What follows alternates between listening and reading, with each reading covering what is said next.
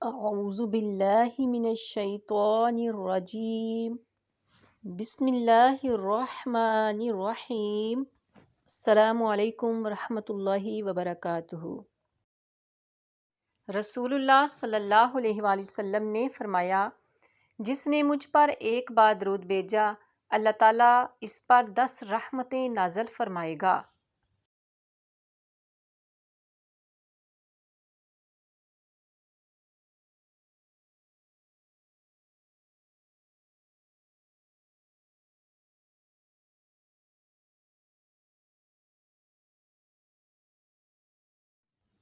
اللہ تعالیٰ قرآن پاک فرقان حمید میں ارشاد فرماتا ہے، اِنَّا أَنزَلْنَاهُ فِي لَيْلَةِ الْقَدْرِ وَمَا أَدْرَاكَ مَا لَيْلَةُ الْقَدْرِ لَيْلَةُ الْقَدْرِ خَيْرٌ مِّنْ أَلْفِ شَهْرٍ تَنَزَّلُ الْمَلَائِكَةُ وَالرُّوحُ فِيهَا بِإِذْنِ رَبِّهِم مِّنْ كُلِّ أَمْرٍ سَلَامٌ ہِیَ حَتَّىٰ مَطْلَعِ الْفَجْرِ، کہ بے شک ہم نے اسے شب قدر میں اتارا، اور تم نے جاننا کیا شب قدر ہے؟ شب قدر 1000 مہینوں سے بہتر ہے۔ اس میں فرشتے اور جبرائیل امین علیہ السلام اترتے ہیں اپنے رب کے حکم سے ہر کام کے لیے۔ وہ سلامتی ہے صبح چمکنے تک۔ معزز سامعین کرام، شب قدر کس قدر اہم رات ہے کہ اس کی شان مبارک میں اللہ تعالیٰ نے پوری ایک سورہ مبارکہ نازل فرمائی ہے، جسے ابھی آپ نے ملاحظہ کیا۔ اس سورہ مبارکہ میں اللہ تعالیٰ نے اس مبارک رات کی کئی خصوصیات ارشاد فرمائی ہیں۔ مفسران کرام اسی سورہ قدر کے ضمن میں فرماتے ہیں کہ اس رات میں اللہ تعالیٰ نے قرآن مجید کو لوح محفوظ سے پہلے آسمان پر نازل فرمایا، اور پھر تقریباً 23 برس کی مدت میں اپنے پیارے حبیب صلی اللہ علیہ وسلم پر اسے بتدریج نازل کیا۔ اس رات کی عبادت کو 1000 مہینوں کی عبادت سے بھی افضل قرار دیا گیا ہے۔ 1000 مہینوں کے 83 سال 4 ماہ ہوتے ہیں، یعنی جس نے زندگی میں صرف ایک بار بھی اگر شب قدر کی سعادت حاصل کی تو گویا اس نے 83 سال 4 ماہ سے بھی زیادہ عرصہ کی عبادت کی، اور اس زیادہ کا علم اللہ تعالیٰ جانے یا اس کے بتائے ہوئے اس کے پیارے حبیب صلی اللہ علیہ وسلم جانے کہ کتنا ہے۔ اس رات میں حضرت جبرائیل امین علیہ السلام اور فرشتے نازل ہوتے ہیں اور پھر عبادت کرنے والوں سے مصافحہ کرتے ہیں۔ اس مبارک شب کا ہر ایک لمحہ سلامتی ہی سلامتی ہے، اور یہ سلامتی صبح صادق تک برقرار رہتی ہے۔ تفسیر میں آیا ہے کہ جب ہمارے پیارے پیارے آقا علیہ السلام نے سابقہ انبیاء کرام علیہ السلام کی امتوں کی طویل عمروں اور اپنی امت کی قلیل عمروں کو ملاحظہ فرمایا تو غمخوار امت تاجدار مدینہ صلی اللہ علیہ وسلم کا دل شفقت سے بھر آیا۔ آپ صلی اللہ علیہ وآلہ وسلم بہت رنجیدہ ہو گئے کہ میری امت کے لوگ اگر خوب نیکیاں کریں جب بھی ان کی برابری نہیں کر سکیں گے۔ چنانچہ اللہ تعالیٰ کی رحمت جوش پر آئی، اور اس نے اپنے پیارے حبیب صلی اللہ علیہ وسلم کو لیلۃ القدر عطا فرمائی۔ اس کا ایک بہت ہی پیارا واقعہ ہے جو آپ کی خدمت میں عرض کرنے لگی ہوں۔ چنانچہ حدیث پاک میں آیا ہے کہ پیارے آقا علیہ السلام ایک بار صحابہ کے سامنے تشریف فرما تھے، اور بنی اسرائیل کے ایک ولی حضرت سیدنا شمعون رحمۃ اللہ علیہ کا ذکر خیر کرتے ہوئے فرمایا کہ حضرت شمعون رحمۃ اللہ علیہ نے 1000 ماہ اس طرح عبادت کی کہ رات کو قیام کیا اور دن کو روزہ رکھنے کے ساتھ ساتھ اللہ تعالیٰ کی راہ میں کفار کے ساتھ جہاد بھی کرتے۔ وہ اس قدر طاقتور تھے کہ لوہے کے وزنی اور مضبوط زنجیروں کو اپنے ہاتھوں سے توڑ ڈالتے تھے۔ کفار نے جب دیکھا کہ حضرت شمعون رحمۃ اللہ علیہ پر کوئی بھی حربہ کارگزر نہیں ہو رہا تو باہم مشورہ کرنے کے بعد بہت سارے مال و دولت کا لالچ دے کر آپ کی بیوی کو اس بات پر آمادہ کر لیا کہ وہ کسی رات نیند کی حالت میں پائے تو انہیں نہایت ہی مضبوط رسیوں سے خوب اچھی طرح جکڑ کر ان کے حوالے کر دے۔ چنانچہ بے وفا بیوی نے ایسا ہی کیا۔ جب آپ بیدار ہوئے اور اپنے آپ کو رسیوں سے بندھا ہوا پایا تو فوراً اپنے اعضاء کو حرکت دی، رسیاں فوراً ٹوٹ گئی اور آپ آزاد ہو گئے۔ پھر اپنی بیوی سے پوچھا کہ کیا مجھے کیوں باندھا تھا؟ مجھے کس نے باندھا؟ بے وفا بیوی نے وفاداری کی نقلی اداؤں سے جھوٹ موٹ کہہ دیا کہ میں نے باندھا تھا۔ آپ کی طاقت کا اندازہ کر رہی تھی کہ آپ ان رسیوں سے کس طرح اپنے آپ کو آزاد کراتے ہیں۔ بات بھی رفع دفع ہو گئی۔ ایک بار ناکام ہونے کے باوجود بے وفا بیوی نے ہمت نہیں ہاری اور مسلسل اس بات کی طاق میں رہی کہ کب آپ پر نیند طاری ہو اور میں ان کو دوبارہ باندھ دوں۔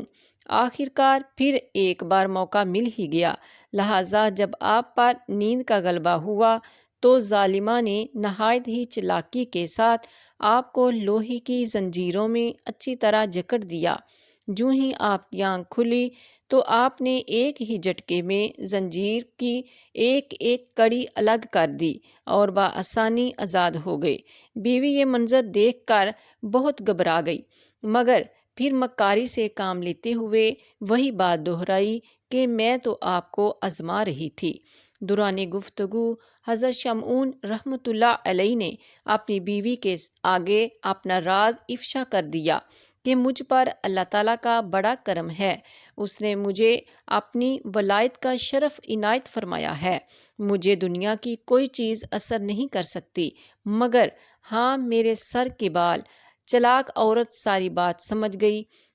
اسے دنیا کی محبت نے اندھا کر دیا تھا۔ آخر ایک بار موقع پا کر اس نے آپ کو آپ ہی کے ان 8 بالوں سے باندھ دیا جن کی درازی زمین تک تھی۔ آپ نے آنکھ کھلنے پر بڑا زور لگایا مگر ساری محنت رائے گاں گئی۔ دنیا کی دولت کے نشہ میں بدمست بیوی نے اپنے نیک اور پارسا شوہر کو دشمنوں کے حوالے کر دیا۔ کفار بد اتوار نے حضرت شمعون رحمۃ اللہ علیہ کو اس ایک ستون سے باندھ دیا اور انتہائی بے دردی اور سفاکی سے ان کی ناک کان کاٹ ڈالے اور آنکھیں نکال لیں۔ اپنے ولی کامل کی بے کسی پر اللہ تعالیٰ کی غیرت کو جوش آ گیا۔ قہر قہار غضب جبار نے ظالم کافروں کو زمین کے اندر دنسا دیا اور دنیا کے لالچ میں آ کر بے وفائی کرنے والی بد نصیب بیوی پر قہر خداوندی کی بجلی گری اور وہ وہیں خاکستر ہو گئی۔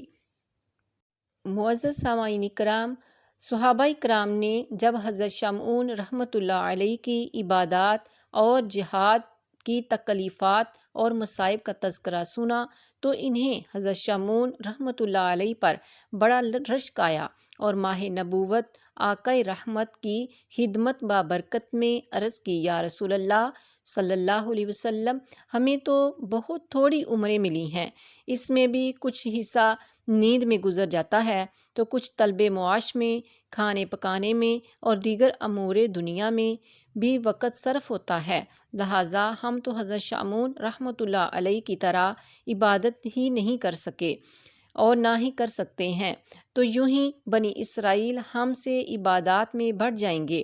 امت کے غمخوار آقا یہ بات سن کر غمگین ہو گئے۔ اسی وقت حضرت سیدنا جبرائیل امین علیہ السلام حاضر خدمت بابرکت ہوئے اور اللہ تعالیٰ کی جانب سے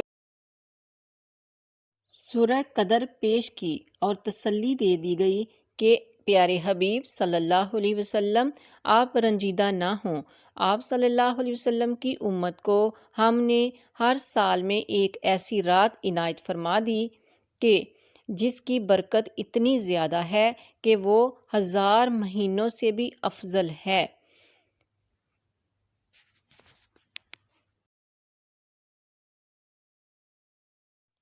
یعنی اگر وہ اس رات میں عبادت کریں گے آپ کے امتی تو حضرت شاہ معون رحمۃ اللہ علیہ کے 1000 ماہ کی عبادت سے بھی بڑھ جائیں گے۔ اللہ اکبر۔ معزز سامعین کرام، اللہ رحمان اپنے پیارے حبیب صلی اللہ علیہ وسلم کی امت پر کس قدر مہربان ہے، اور اس نے ہم غلاموں پر ہمارے پیارے آقا صلی اللہ علیہ وسلم کے صدقے کس قدر عظیم احسان فرمایا۔ اگر دل لگا کر توجہ کے ساتھ شب قدر میں عبادت کر لیں تو 1000 سال سے بھی زیادہ کی عبادت کا ثواب پا لیں، مگر افسوس ہمیں شب قدر کی قدر کہاں ہے۔ ایک صحابہ اکرام رضوان اللہ اجمعین بھی تو تھے کہ ان کی حسرت پر ہم سب کو اتنا بڑا انعام بغیر کسی خواہش کے مل گیا۔ انہوں نے تو اس کی قدر بھی کی، مگر ہم ناقدروں کو تو عبادت کی فرصت ہی نہیں ملتی۔ ہر سال ملنے والے اس عظیم الشان انعام کو ہم غفلت کی نظر کر دیتے ہیں۔ معزز سامعین کرام، ایک روایات میں آیا ہے کہ شب قدر میں سدرۃ المنتہا کے فرشتوں کی فوج حضرت جبریل امین علیہ السلام کی سرداری میں زمین پر اترتی ہے، اور ان کے ساتھ 4 جھنڈے ہوتے ہیں۔ ایک جھنڈا حضور علیہ السلام کی قبر انور پر، اور ایک جھنڈا بیت المقدس کی چھت پر، اور ایک جھنڈا کعبہ معظمہ کی چھت پر، اور ایک جھنڈا طور سینا پر لہراتے ہیں۔ اور پھر یہ فرشتے مسلمانوں کے گھروں میں تشریف لے جا کر ہر اس مومن مرد اور عورت کو سلام کرتے ہیں جو عبادت میں مشغول ہوں، مگر جن گھروں میں بت یا جاندار کی تصویر آویزاں ہوں، یا کتا ہو، یا جن مکانوں میں شرابی یا خنزیر والے لگے ہوں، یا غسل جنابت نہ کرنے والا یعنی مرد یا عورت پر غسل فرض ہو تو وہ افراد ہوں، یا بلا وجہ شرعی اپنی رشتہ داری کو کاٹ دینے والا رہتا ہو، ان گھروں میں یہ فرشتے داخل نہیں ہوتے۔ ایک روایت میں یہ بھی ہے کہ ان فرشتوں کی تعداد روئے زمین کی کنکریوں سے بھی زیادہ ہوتی ہے، اور یہ سب سلام و رحمت لے کر نازل ہوتے ہیں، جیسا کہ اللہ تعالیٰ نے قرآن پاک میں ارشاد فرمایا ہے کہ وہ فرشتے جو نازل ہوتے ہیں، جیسا کہ سورہ قدر میں اللہ تعالیٰ نے ارشاد فرمایا ہے، تنزل الملائکۃ والروح فیہا بإذن ربہم من کل امر سلام ہی حتی مطلع الفجر، یعنی نازل ہوتے ہیں فرشتے روح الامین اللہ کے حکم سے، ہر کام کے لیے وہ سلامتی ہے صبح چمکنے تک، یعنی جب تک صبح نہیں ہوتی وہ سلام پیش کرتے رہتے ہیں۔ معزز سامعین کرام، ایک اور طویل حدیث مبارکہ ہے۔ حضرت سیدنا عبداللہ بن عباس رضی اللہ تعالیٰ عنہ نے روایت کیا کہ اس میں شب قدر کے بارے میں پیارے آقا علیہ السلام کا یہ فرمان عالی شان ہے کہ جب شب قدر آتی ہے تو اللہ تعالیٰ کے حکم سے حضرت جبریل امین علیہ السلام ایک سبز جھنڈا لیے فرشتوں کی بہت بڑی فوج کے ساتھ زمین پر نازل ہوتے ہیں، اور اس سبز جھنڈے کو کعبہ معظمہ پر لہرا دیتے ہیں۔ حضرت جبریل امین علیہ السلام کے 100 بازو ہیں، جن میں سے 2 بازو صرف اسی رات کھولتے ہیں، وہ بازو مشرق و مغرب میں پھیل جاتے ہیں۔ پھر حضرت جبریل امین علیہ السلام فرشتوں کو حکم دیتے ہیں کہ جو کوئی مسلمان آج رات قیام میں، نماز میں یا اللہ کے ذکر میں مشغول ہے، اس سے جا کر مصافحہ اور سلام کرو، نیز ان کی دعاؤں پر آمین بھی کہو۔ چنانچہ صبح تک یہی سلسلہ رہتا ہے۔ صبح ہونے پر جبریل امین علیہ السلام فرشتوں کو پھر واپس چلنے کا حکم صادر فرماتے ہیں۔ پھر فرشتے عرض کرتے ہیں، اے جبریل امین، اللہ نے ہمیں اپنے پیارے حبیب صلی اللہ علیہ وسلم کی امت کی حاجات کے بارے میں کیا کہا؟ حضرت جبریل امین علیہ السلام فرماتے ہیں، اللہ تعالیٰ نے ان لوگوں پر خصوصی نظر کرم فرمائی اور 4 قسم کے لوگوں کے علاوہ کوئی لوگوں کو معاف فرما دیا، یعنی کل لوگوں کو، تمام لوگوں کو معاف فرما دیا۔ صحابہ کرام علیہ الصلاۃ والسلام نے عرض کیا، یا رسول اللہ صلی اللہ علیہ وسلم، وہ 4 قسم کے لوگ کون ہیں؟ ارشاد فرمایا، ایک تو شراب کا عادی، دوسرے والدین کے نافرمان، تیسرے اپنے رشتہ داروں سے قطع تعلق کرنے والے، چوتھے رشتہ داروں سے رشتہ توڑنے والے، چوتھے وہ لوگ جو آپس میں بغض کینہ رکھتے ہیں اور آپس میں قطع تعلق کرنے والے ہوتے ہیں۔ معزز سامعین کرام، دیکھا آپ نے شب قدر کس عظمت والی رات کو کہتے ہیں کہ اس رات میں ہر خاص و عام کو بخش دیا جاتا ہے، تاہم کچھ لوگوں کی بدقسمتی کا روایات بالا میں ذکر ہے، جیسا کہ گھروں میں جو تصویریں لگا دیتے ہیں اور جانداروں کی یا کتے بلی جانداروں کی تصویروں سے اپنے گھروں کو امیزہ کر لیتے ہیں، یا بے غسل رہنے والے شرابی ماں باپ کے نافرمان، قطع رحمی کرنے والے، آپس میں بلا کسی شرعی مجبوری کے کینہ بغض رکھنے والے اس عام بخشش سے محروم کر دیے جاتے ہیں۔ حدیث پاک میں آیا ہے کہ ہمارے پیارے نبی حضرت محمد مصطفیٰ صلی اللہ علیہ وسلم نے فرمایا کہ جانتے ہو مسلمان کون ہوتا ہے؟ سب نے عرض کیا، اللہ عز و جل اور اس کے رسول صلی اللہ علیہ وسلم کو بہتر علم ہے۔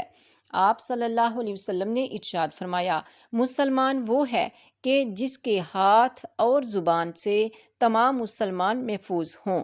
عرض کیا، یا رسول اللہ صلی اللہ علیہ وسلم، مومن کسے کہتے ہیں؟